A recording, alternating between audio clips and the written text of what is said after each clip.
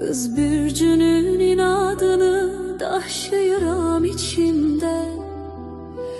Hislerim deniz kimi dalgalanır könlümde. Herkese dayak oldum dar günümde. Çetin anda yaralarımı gizlettim bir tebessüm arkasında. Elimden tutan az oldu yol ayrıcında benim. Yine de merhametli kaldı değişmeyen hasiyetim.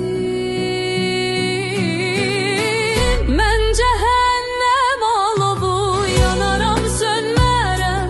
Ne kadar sınsam bile düz yolumdan dönmərəm.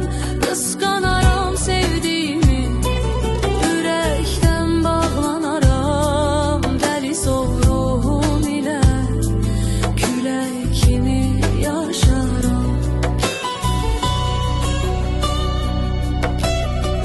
Ben ağlamağı da bildim, gülmeyi de öğrendim.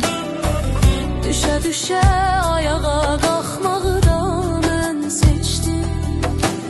Taleyimle savaşarak bugünlere çatmışam.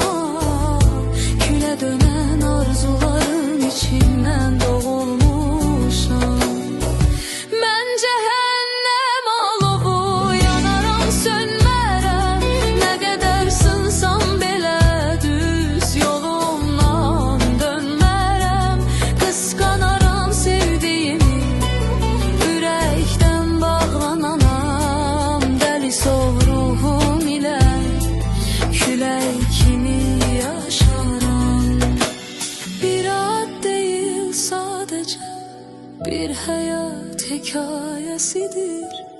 Cehennem alovu diyen herkes bunu hissedir.